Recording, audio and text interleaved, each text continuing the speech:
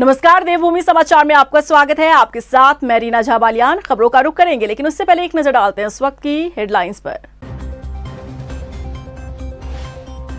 ऋषिकेश में G20 youth summit की तैयारी तेज। कार्यक्रम में हिस्सा लेंगे देश भर के युवा। वेलबींग और स्पोर्ट्स जैसे मुद्दों पर होगी चर्चा। केदारनाथ और बद्रीनाथ धाम में दान के लिए लगे QR कोड मामले में आया नया मोड़। QR कोड के जरिए फर्जीवाड़े की आशंका, 2 पैन कार्ड होने का भी खुलासा।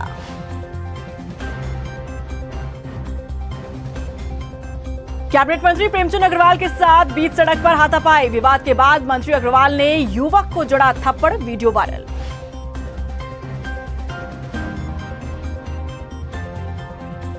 खराब मौसम ने चारधाम यात्रा में डाला खलल। मौसम विभाग के अलर्ट के बाद केदारनाथ धाम की यात्रा पर 24 घंटे के लिए रोक।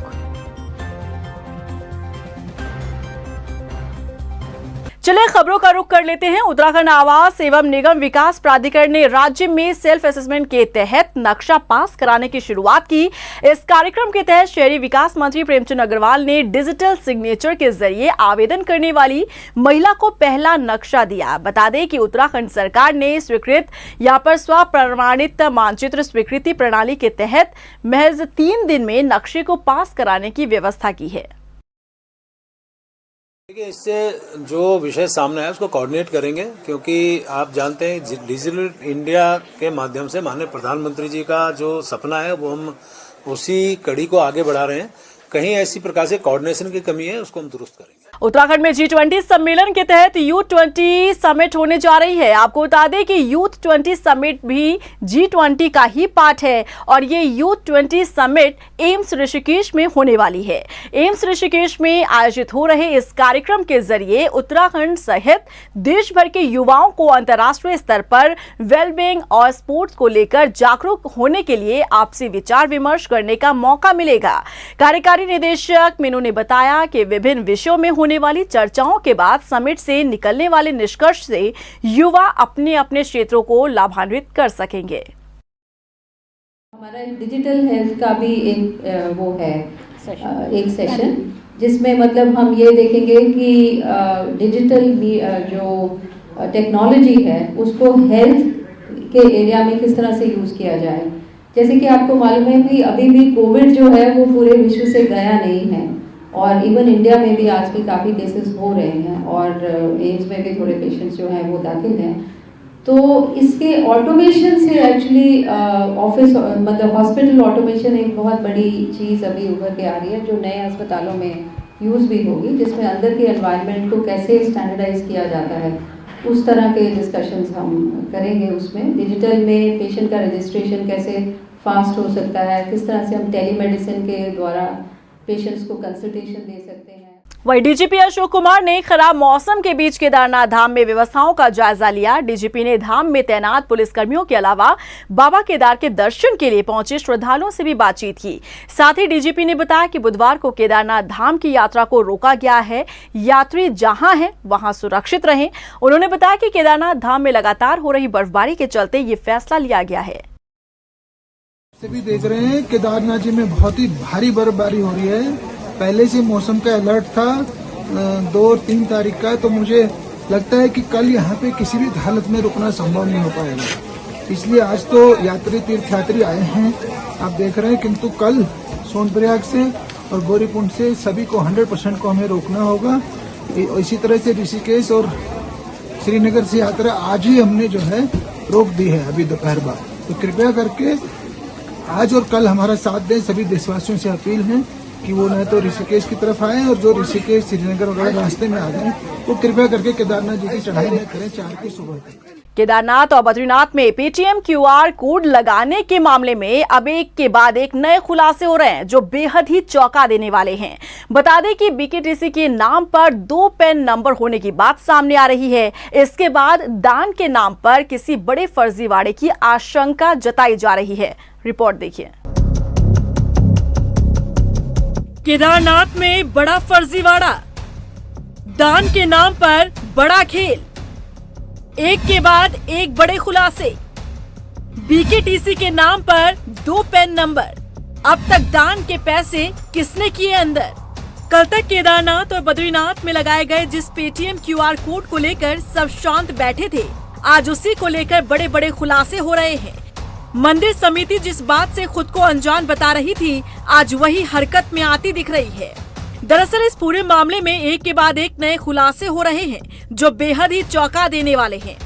पहला खुलासा ये कि केदारनाथ और बद्रीनाथ में जिस पेटीएम क्यूआर कोड को हैरानी के साथ देखा जा रहा था, दरअसल उसे लेकर 5 साल पहले ही करार किया जा चुका था। साल 2017 में मंदिर समिति और पेटीएम के बीच MOU साइन हुआ था। हालांकि साल 2018 के बाद ऑनलाइन कितना चंदा जमा हुआ, इसका कोई अता पता नहीं है। यहाँ तक कि मंदिर समिति की मौजूदा कार्यकारिणी को भी चंदे के लिए अनुबंध की कोई जानकारी नहीं है। क्यूआर कोड के माध्यम से डिजिटल दान को लेकर के जो साइन बोर्ड लगाए गए थे, वो श्री बद्रीनाथ केदारनाथ मंदिर समिति की ओर से नहीं लगाए गए थे। जैसे ही ये प्रकरण हमारे अधिकारियों के संज्ञान में आया, हमारे अधिकारियों द्वारा इन्हें तत्काल उतरवा दिया गया था और इसकी छानबीन की गई और ये जानकारी में आया है कि ये जिस दिन कपाट खुल रहे थे उसी दिन ये दोनों मंदिरों में ये बोर्ड लगाए गए थे और आज हमारे द्वारा इस संदर्भ में पुलिस को तहरीर दी गई है और इसमें आवश्यक कार्रवाई करने का अनुरोध किया गया है।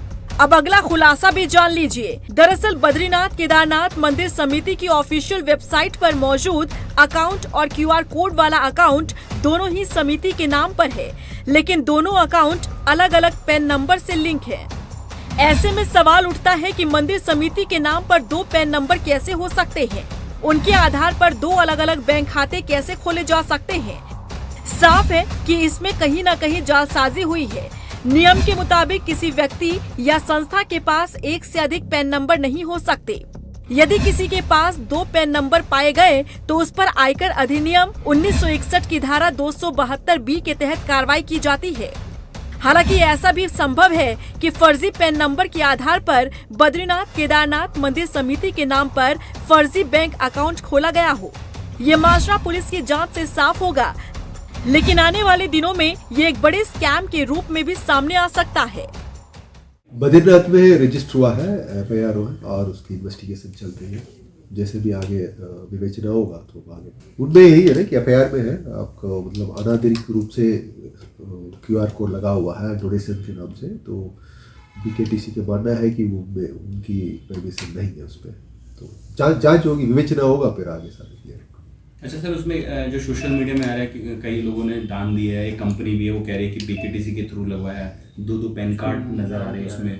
सारे चीज़ अभी विवेचना में क्लियर हो जाएगा, जब इन्वेस्टिगेशन होगा सब डिटेल सामने आ जाएगी। वहीं दूसरी ओर माइंडवेव मीडिया नाम के एक एडवर्टाइजिंग एजेंसी ने अपने फेसबुक पेज पर दावा किया है कि उसने ही केदारनाथ और बद्रीनाथ धाम में QR कोड के बोर्ड लगाकर श्रद्धालुओं को डिजिटल दान देने की सुविधा मुहैया करवाई है। दावा किया गया है कि वो पेटीएम की एक्टिवेशन एजेंसी है। एजेंसी का कहना है कि श्रद्धालुओं की सहूलियत के लिए उन्होंने बद्री केदार मंदिरों में साइजेबल QR कोड लगाए हैं। इस फेसबुक पेज का IP एड्रेस भी जांच में पुलिस के लिए एक अहम कड़ी साबित हो सकता है। वहीं दूसरी ओर बद्री केदार मंदिर समिति की भूमिका भी सवालों के घेरे में है। मंदिर परिसर में लगे QR कोड के साइन बोर्ड 2 दिन तक समिति के लोगों को आखिर क्यों नजर नहीं आए, ये हैरान करने वाला है। हालांकि अब मामले में जांच के बाद ही सच से पर्दा उठ पाएगा। टाइम टीवी के लिए देहरादून से मनीष डंगवाल की रिपोर्ट। चारधाम यात्रा अपने चरम पर है, लेकिन राज्य के पर्यटन मंत्री प्रदेश से बाहर चल रहे हैं। हालात ये हैं कि जब राज्य में चारधाम यात्रा में श्रद्धालु फुल हैं तो मंत्री जी गुल हैं। ऐसे में विपक्ष उन्हें पद से त्याग पत्र देने तक की सलाह दे रहा है। रिपोर्ट देखिए। मिल गए मंत्री सतपाल महाराज। उत्तराखंड से दूर छत्तीसगढ़ में है महाराज। यात्रा की जगह प्रवचन पर दे रहे ध्यान। विपक्ष मंत्री जी को दे रहा ज्ञान। उत्तराखंड में चारधाम यात्रा जारी है, लोगों के आने का सिलसिला भी जारी है, लेकिन इसी यात्रा के दौरान श्रद्धालुओं को परेशानी भी हो रही है। यात्रियों को हो रही दिक्कतों की वजह से कई जगहों पर यात्रा को भी रोका गया, लेकिन इन सबके बीच राज्य के पर्यटन मंत्री नदारद रहे। इस वक्त मंत्री सतपाल महाराज को जहां चारधाम यात्रा पर नजर बनानी चाहिए थी, वहीं महाराज प्रदेश से दूर छत्तीसगढ़ में प्रवचन देने में व्यस्त है। कल तक सबकी निगाहें मंत्री सतपाल महाराज को ढूंढ रही थी, लेकिन लगता है कि उन्हें यात्रा और यात्रियों से कोई सरोकार नहीं है। यही कारण है कि वो उत्तराखंड में होने की जगह छत्तीसगढ़ के कार्यक्रम में व्यस्त है।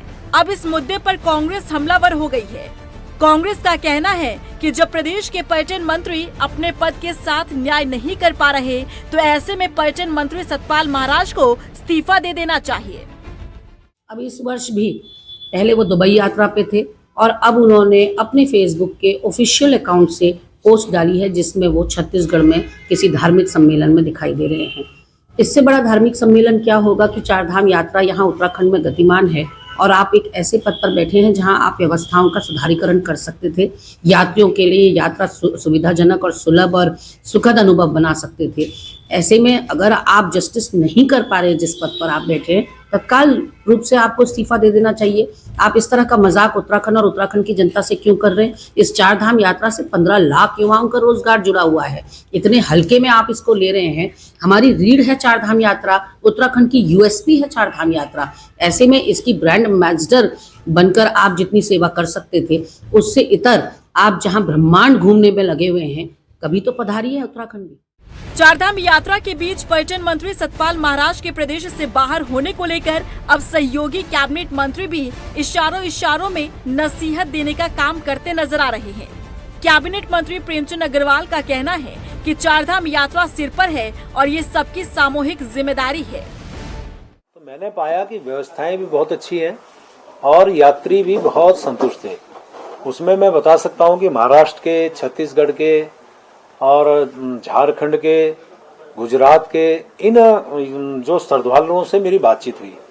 कुल मिला के यदि आपका जहां तक कहना माननीय पर्यटन मंत्री जी के बारे में है या जो भी विषय आपने रखा स्वास्थ्य मंत्री जी के बारे में, तो हालांकि ये बात सच है कि ये चारधाम यात्रा हमारे सिर पे है। सब लोग उस पर गंभीरता से अपने मॉनिटरिंग वो भी कर रहे होंगे और मेरा ऐसा मानना है कि चूंकि हम कलेक्टिव, हम सबकी जिम्मेवारी है। माना मैं एक वित्त मंत्रालय, शहरी विकास मंत्रालय को मैं देख रहा हूं, तो भी यदि मैं यात्रा को देख रहा हूं, यात्रियों से बात कर रहा हूं, अधिकारियों से हम लोग बातचीत कर रहे हैं, तो कुल मिला के हमारी सबकी संयुक्त जिम्मेवारी है, हम उसको निर्वहन भी। पर्यटन मंत्री सतपाल महाराज को लेकर कई सवाल उठ रहे हैं कि आखिर उत्तराखंड में जहां चारधाम यात्रा चल रही है, वहीं पर्यटन मंत्री सतपाल महाराज को यात्रा से कोई लेना देना नहीं है, जबकि विपक्ष महाराज के इस रवैये को देखते हुए इस्तीफा देने की सलाह दे रहा है।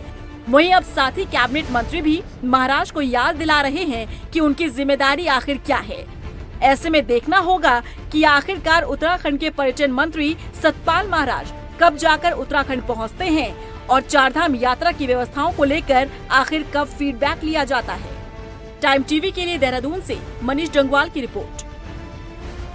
कैबिनेट मंत्री प्रेमचंद अग्रवाल का एक वीडियो सामने आया है जिसमें मंत्री जी एक युवक के साथ हाथापाई करते दिख रहे हैं।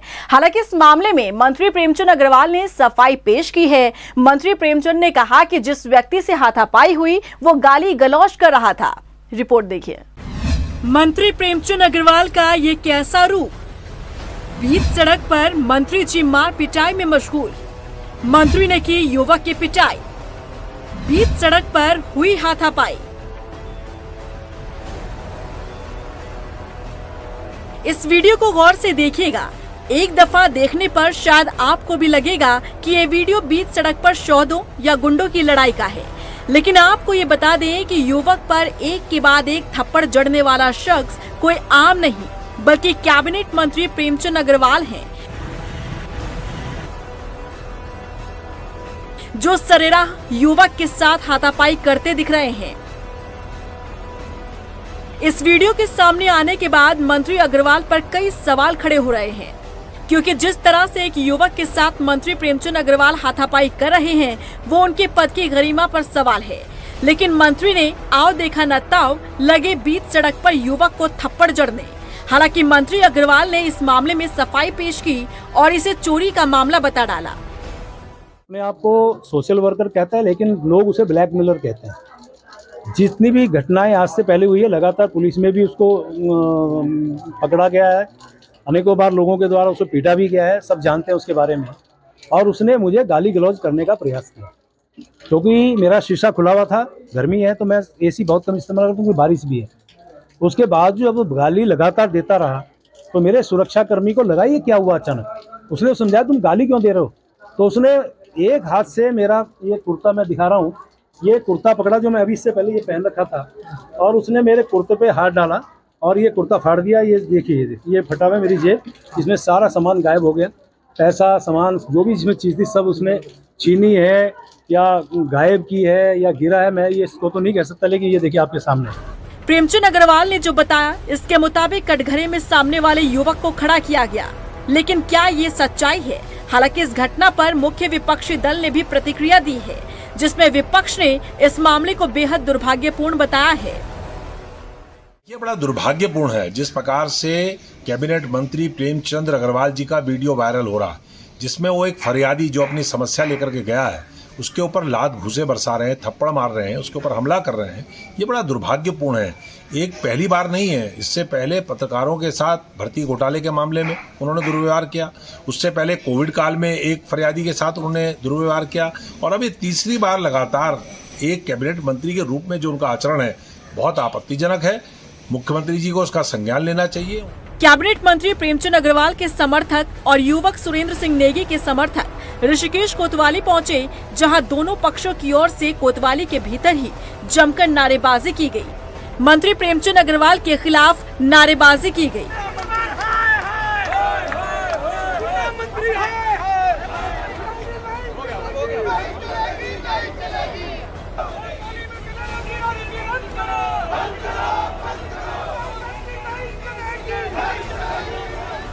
वहीं माहौल बिगड़ता देख पुलिस ने सुरक्षा बढ़ा दी है।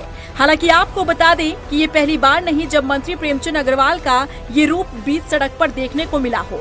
इससे पहले भी कई बार ऐसे मामले सामने आ चुके हैं। अब ऐसे में क्या समझा जाए? क्या प्रेमचंद अग्रवाल का गुस्सा इतना हाई है कि वो हाथापाई कर बैठते हैं? टाइम टीवी के लिए देहरादून से ब्यूरो रिपोर्ट। प्रदेश कांग्रेस ने एक बार फिर से दून स्मार्ट सिटी प्रोजेक्ट पर सवाल उठाए हैं। दरअसल केंद्र सरकार ने दून स्मार्ट सिटी प्रोजेक्ट की डेडलाइन मई से बढ़ाकर जून 2024 कर दी है, जिस पर कांग्रेस सरकार को घेर रही है। कांग्रेस प्रदेश प्रवक्ता शिषपाल सिंह बिष्ट का कहना है कि दून स्मार्ट सिटी के नाम पर जनता का करोड़ों रुपए खर्च किया जा चुका है, बावजूद इसके दून शहर की सूरत सुधरने का नाम नहीं ले रही। कांग्रेस ने आशंका जताई कि केंद्र से मिली डेडलाइन में भी स्मार्ट सिटी का काम पूरा नहीं होगा। देखिए, स्मार्ट सिटी को लेकर जो शहर वासियों की आशंकाएं थी वो फिर सच साबित हुई, क्योंकि स्मार्ट सिटी के कामों की जो डेडलाइन है वो अब चौथी बार बढ़ा दी गई है। सरकार ने पहले कहा था कि मई तक स्मार्ट सिटी के सभी काम पूरे कर लिए जाएंगे। 1650 करोड़ रुपया अभी तक स्मार्ट सिटी के नाम पर खर्च हो चुका है और वो कहीं दिखाई नहीं दे रहा है, और इसके नाम पर शहर की तमाम जो लिंक रोडें हैं वो खुदी पड़ी हैं। लोगों का निकलना दुभर हो रहा है, आए दिन दुर्घटनाएं वहां पर घट रही हैं। महिलाओं के वीडियो आ रहे हैं कि वो अपने बच्चों को स्कूल छोड़ने नहीं जा पा रही हैं, और ये अव्यवस्थाएं जस की तस बनी हुई। उत्तरकाशी जिले की तावाखानी टनल के रख रखाव पर सवाल उठ रहे हैं।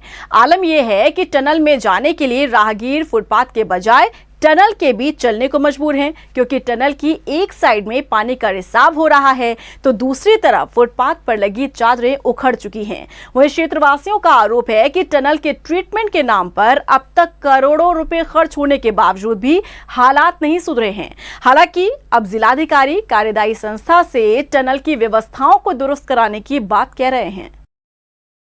मैं ये कहना चाहता हूँ कि ये जो सुरंग है, सुरंग के अंदर जो पैदल रास्ता है दोनों तरफ, एक तरफ तो पानी बह रहा है और दूसरी तरफ जो उनकी प्लेटें उखड़ी हुई है और कभी भी दुर्घटना हो सकती है। आम जनता बहुत परेशान है। इसमें जो है ट्रीटमेंट के नाम पे तक अभी तक इतना पैसा लगाया गया मगर हालात जस की तस है। अगर कुछ समस्याएं शिकायतें आई थी हमारे पास, तो उसके दृष्टिगत एक तो वहाँ पे नई लाइटें लगवाई गई है, साथ ही साथ नगर पालिका को भी निर्देश दिए गए कि इसकी समय समय पर सफाई करते रहे, जिससे धूल मिट्टी आदि एकत्रित ना हो।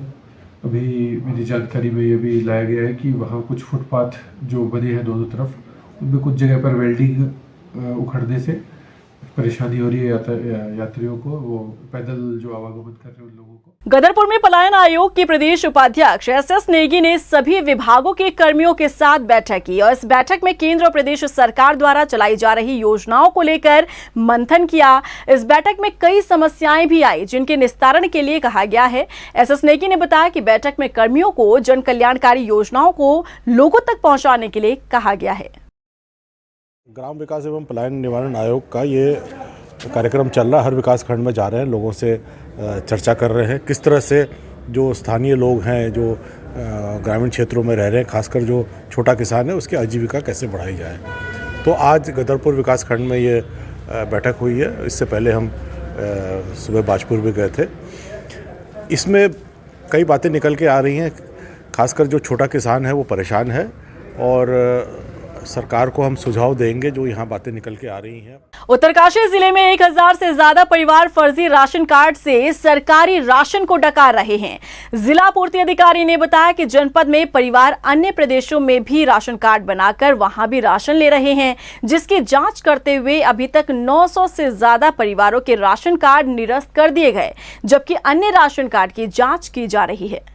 जनपद में अभी भारत सरकार की तरफ से हमारे पास 1051 कार्ड के ऐसे राशन कार्डों का डिटेल आया है जो उत्तराखंड के उत्तरकाशी के अलावा अन्य राज्यों में भी बने हुए हैं। मतलब उनके आधार 2 जगह चढ़े हुए थे।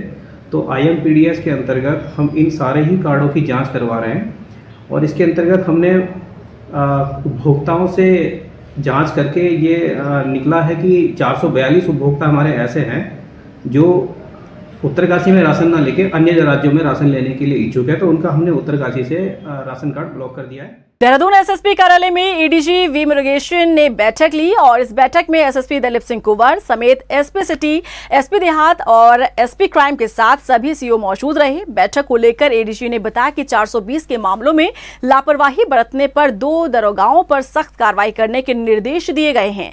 दरअसल 2 महीने पहले सभी जिला पुलिस को 420 कूट रचित और दस्तावेज के जरिए ठगी धोखाधड़ी करने के मामलों में सख्त और जल्द से जल्द कार्रवाई करने निर्देश दिए गए थे। 2 महीने में ड्राइव चलाया था जो 420 मुकदमे में प्रोग्रेस लाने का, इन्वेस्टिगेशंस को डिस्पोज करने का।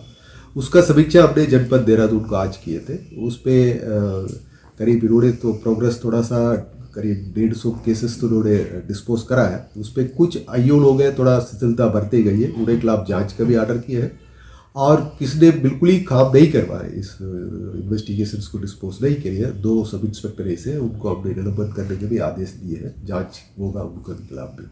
तो अभी डिस्ट्रिक्ट पुलिस इस पर कंप्लेंट देगी।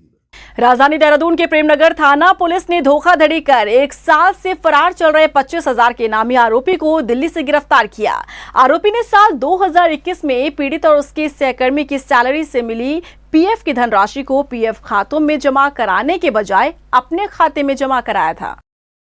थाना प्रेमनगर में एक मुकदमा पंजीकृत किया गया था जिसमें कि जो कंप्लेनेंट है उनके द्वारा ये तहरीर दी गई थी कि जो उनका कॉन्ट्रैक्टर है जिन्होंने उसकी किसी विभाग में नौकरी लगाई थी, उनके वेतन से जो PF का पैसा है वो PF के अकाउंट में ना जमा करके गबन कर लिया गया। इस संबंध में मुकदमा पंजीकृत किया गया था और जो ये एक्यूज है ऋतुराज, इसकी गिरफ्तारी के प्रयास किए जा रहे थे। ये लगातार तब से जो है हमारी अरेस्ट नहीं हो पा रहा था। देहरादून पुलिस ने धोखाधड़ी कर लोगों के खातों से गबन करने वाले बैंक कर्मी को गिरफ्तार किया है। आरोपी साल 2015 से 2021 तक यूनियन बैंक शाखा में सहायक प्रबंधक के पद पर तैनात था। अपने पद का दुरुपयोग करते हुए आरोपी ने बैंक में एक महिला खाता धारक के 40 लाख रुपए के फिक्स डिपॉजिट को धोखाधड़ी कर अपनी पत्नी और अन्य खातों में ट्रांसफर करते हुए 40 लाख रुपए का गबन किया। 25 अप्रैल 2023 को थाना कोतवाली में एक मुकदमा पंजीकृत किया गया था। इसमें जो यूनियन बैंक है उसके शाखा प्रबंधक द्वारा जो है केस रजिस्टर कराया गया था, जिसमें कि जो इनके यहाँ जो कर्मचारी है निशांत सडाना, उसके द्वारा जो क्लाइंट्स हैं उनका पैसा लेकर के FD कराने के नाम पर वो पैसा अपने रिश्तेदारों के अकाउंट में डाला गया था। इस संबंध में जो है मुकदमा उनके द्वारा जांच की गई और उसके पश्चात मुकदमा पंजीकृत कराया गया। इसमें भी जो एक्यूज है निशांत सडाना, इसकी अरेस्टिंग कोतवाली टीम द्वारा जो है की गई है। और इसी के साथ फिलहाल इस बुलेटिन में बस इतना ही, लेकिन चलते चलते एक नजर डालते हैं इस वक्त की सुर्खियों पर। ऋषिकेश में G20 यूथ समिट की तैयारी तेज। कार्यक्रम में हिस्सा लेंगे देश भर के युवा। वेलबींग और स्पोर्ट्स जैसे मुद्दों पर होगी चर्चा।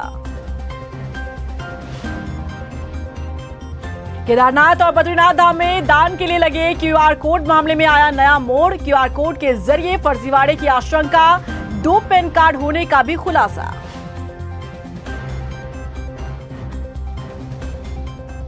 कैबिनेट मंत्री प्रेमचंद अग्रवाल के साथ बीच सड़क पर हाथापाई। विवाद के बाद मंत्री अग्रवाल ने युवक को जड़ा थप्पड़, वीडियो वायरल।